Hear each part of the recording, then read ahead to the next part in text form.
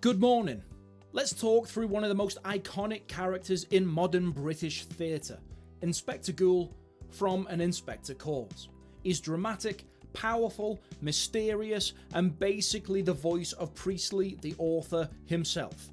There are loads of great lines from the Inspector, but let's look at 5 that give us a really strong understanding of who he is, what he represents, and how Priestley uses him.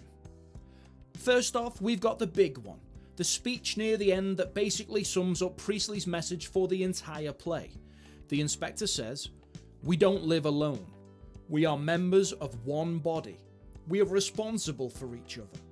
If men will not learn that lesson, they will be taught it in fire and blood and anguish." And this is one of the most important quotations from the entire play, if not the most important. This is the moral, the message, the warning, and it's delivered loud and clear. So let's break it down. We don't live alone. The Inspector is pushing back against the capitalist idea of every man for himself. And then we've got, we are members of one body. Now this is a metaphor, and a really powerful one. Priestley is saying that society should function like a human body. All the different parts, people, jobs, communities, need to work together for the whole system to stay healthy. If one part suffers, the rest suffers too. Think about it. If your heart stops working, your brain can't function. If your lungs fail, your muscles can't move. Everything is connected, just like in society. So when the upper class mistreat the working class, people like Eva Smith, it isn't just unfair, it actually weakens society as a whole because we rely on each other. We're supposed to support one another. That's the foundation of Priestley's socialist message. And it's also got Christian roots. The idea of being members of one body comes straight from the Bible, specifically from St. Paul's letters in the New Testament. Priestley, who was raised with strong Christian values, uses this religious language to give his message even more moral weight. It's not just politics, it's about right and wrong. He's appealing to the audience's conscience, not just their logic. In 1945, when the play was first performed, many people still held Christian beliefs, so this would have hit home.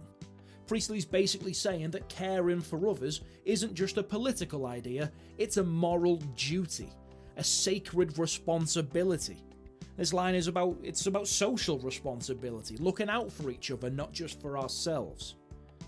And then the second part of the quote is the big warning. If men will not learn that lesson, and keep in mind that this was first performed in 1945, just after 2 world wars, but the Inspector is saying it in 1912, before the world wars had even happened. If men will not learn this lesson, they will be taught it in fire and blood and anguish. The repetition of "and" in the triple makes it feel heavy and serious and apocalyptic. It's a reference to the horrors of war, the direct consequence of selfishness, nationalism, and inequality. And this line hits different when you remember it's being said to a 1945 audience who had just lived through fire and blood and anguish. Priestley's using the Inspector as a mouthpiece for his own socialist views, delivering this almost prophetic speech to shake the audience awake. It's powerful, it's poetic, and it's terrifying. If we don't look after each other, we'll destroy each other. That was true in 1912 and 1945, and it's just as true today. Now, the second quotation comes from earlier in the play, but it's just as emotionally charged. The Inspector tells the family, "Each of you helped to kill her. Remember that. Never forget it." It's blunt, it's brutal, it's unforgettable. What the Inspector's doing here is refusing to let the Burlings and Gerald wriggle out of responsibility. He doesn't care about legal blame, he's focused on moral guilt. The repetition of "remember that, never forget it" gives it this rhythmic force, like a mantra or a final warning. He's forcing the family and the audience to stop and take it in. He's not interested in excuses. The line "each of you helped to kill her" is powerful because it puts the blame on everyone, not just Eric or Gerald, who were more directly involved, but even Sheila and Mr. and Mrs. Berlin. It reinforces Priestley's message of collective responsibility, that all our actions, even small ones, have consequences. And it hits the audience hard too. It's not just the characters who need to reflect, it's us. The inspector is talking through the fourth wall here. He's demanding that the audience feels uncomfortable, challenged, and maybe even a little guilty. It's masterfully done. Next quote. Public men, Mr. Berlin, have responsibilities as well as privileges. Now here the inspector is directly challenging Mr. Berlin's capitalist, self-centered ideology. Berlin thinks being successful means you're untouchable, that wealth and status make you right. But the inspector shuts that down. This line comes across as formal, almost legalistic. He's putting Berlin in his place and he's showing him what real leadership should involve. Not just enjoying the privileges, but also accepting the responsibilities that come with power. The contrast between privileges and responsibilities highlights the central message. With status comes duty. This quote perfectly captures Priestley's criticism of the upper class.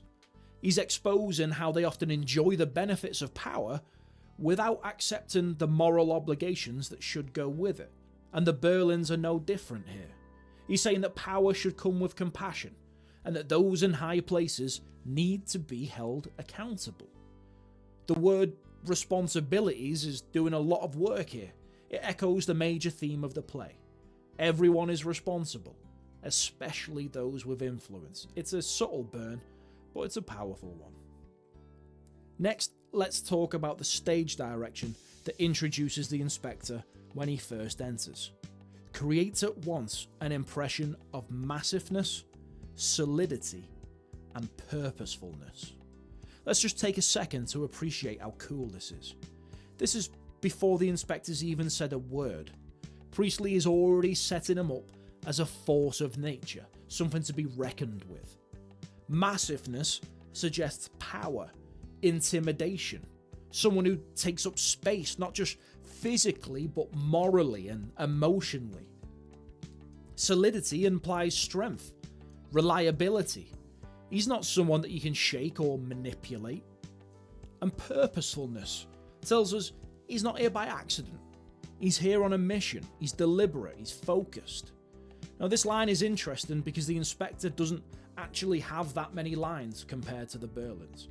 But the weight of everything he says hits hard. That's because of how Priestley frames him. He's not just a police officer.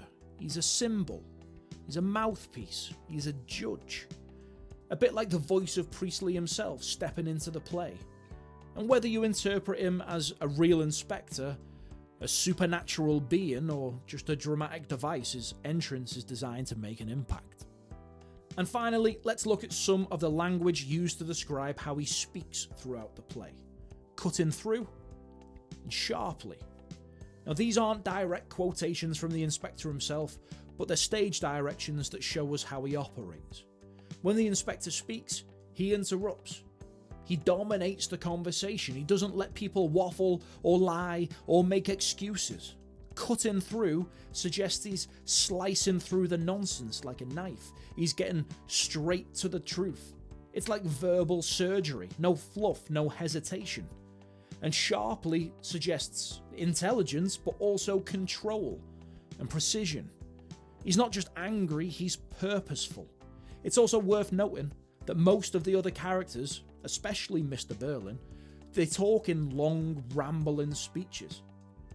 But the inspector's lines are often short, sharp, and impactful. Priestley uses this contrast to highlight who actually holds the moral power in the room. The inspector might not have money or social status like Berlin, but he absolutely controls the scene.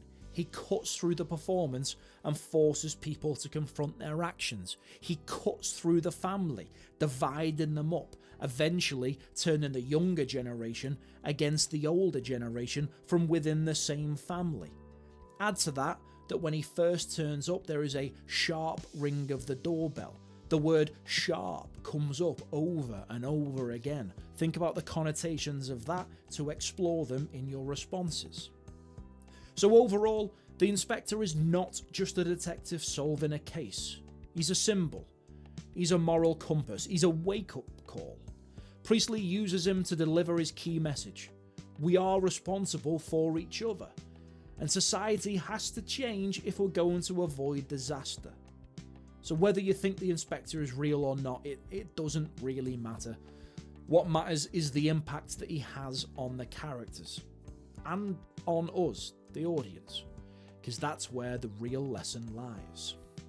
And that's all for today. Subscribe for more GCSE English videos. Thanks for watching, and happy revising.